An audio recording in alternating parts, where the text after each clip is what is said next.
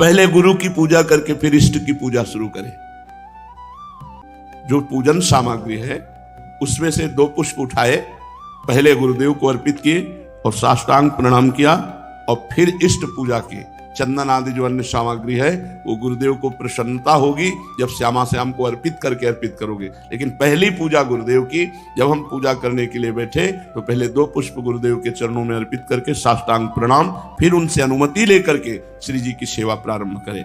यदि पहले गुरु को प्रणाम और वंदना और पुष्प अर्पित नहीं किए, भगवान शिव कह रहे हैं हे देवी, यदि गुरु पूजा ना करके सीधे इष्ट पूजा की जाए तो उसके मंत्र का कभी प्रकाश नहीं होगा। उसमें जो ऐसा पूजन करने वाला है तो गुरु मंत्र का प्रकाश नहीं होगा और जितनी पूजा करेगा उसका प्रभाव सब भैरव हरण कर लेगा।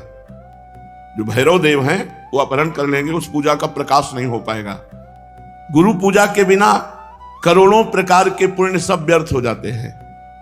जो सिद्धि का कारण जानते हैं वो सबसे पहले गुरुदेव की पूजा करते हैं। जैसे आप तीर्थ अवगाहन करने गए तो सबसे पहले गुरु को प्रणाम करो, फिर उस तीर्थ को प्रणाम करके तीर्थ अवगाहन करो।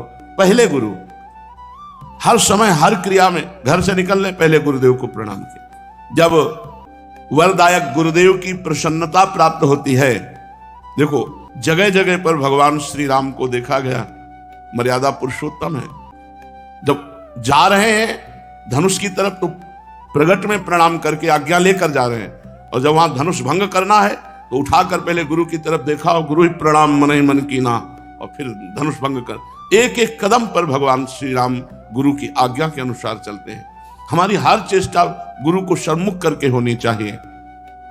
जो अपने गुरुदेव को प्रसन्न कर लेता है, संतुष्ट कर लेता है, उसके गुरुदेव सर्व सिद्धि कारण प्राण बन जाते हैं।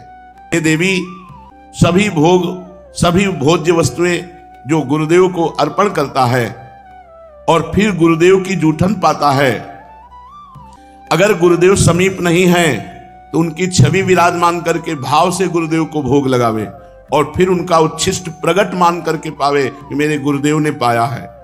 इस उच्छिष्ट पान मात्र से समस्त सात्विक वृत्तियां उदय हो जाती हैं।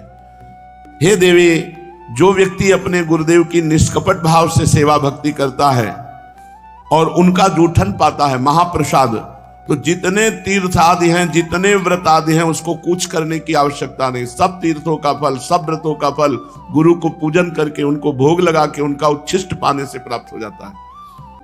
हे देवी, श्रुति कहती है कि भोग मोक्षार्थियों के लिए, ब्रह्मा विष्णु महेश्वर के पदाकांक्षियों के लिए केवल गुरुदेव की भक्ति ही एकमात्र उपाय है, अन्य कोई मार्ग नहीं। गुरु भक्ति के द्वारा असाध्य साधना भी साधित हो जाती है। जैसे बहुत बड़ा पहाड़ जैसा रुई का ढेर लगा हो तो एक दिया सलाई लगाते ही भस्म हो जाती है, ऐसे ही गुरु सेवक के महान पर्वत जैसे पाप भी क्षण में भस्म हो जाते हैं। जो शिष्य महात्मा गुरुदेव का सेवा, शुश्रूषा, आज्ञा उनके परायण रहता है, उसे अन्य कोई साधना नहीं करनी पड़ती। वो केवल गुरु सेवा कृपा कारणी बन जाती है और वो समस्त सिद्धियों का लाभ प्राप्त कर लेता है। उसके पाप क्षय हो जाते हैं, पुण्य राशि वर्धित होती है, सब काम उसके अलौकिक ढंग से होने लगते हैं। दुख मलिन पतित तभी तक रहता है जीव जब तक वो गुरुदेव की भक्ति नहीं करता है।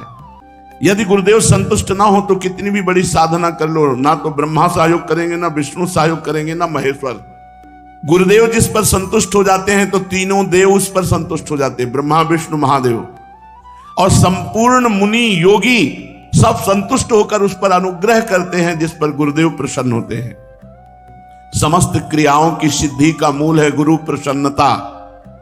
अतएव बुद्धिमान पुरुष को चाहिए कि सर्वप्रथम अपने गुरुदेव को प्रसन्न कर ले, तभी तक पीड़ा, भय, शोक, रोग, लोभ, मोह, भ्रम ये साधना में विक्षेप डालते रहते हैं जब तक भक्त वत्सल श्री सद्गुरुदेव भगवान की शरण नहीं ग्रहण की जाती।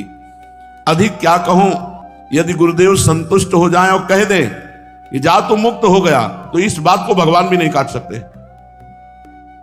बस ये बात पकड़नी, गुरुदेव को नहीं छोड़ा जा सकता। चाहे काट डालो, आप हमारे जीवन धन हो, आप हमारे प्राण हो, तब जाकर भगवान की विशुद्ध भक्ति बनती है।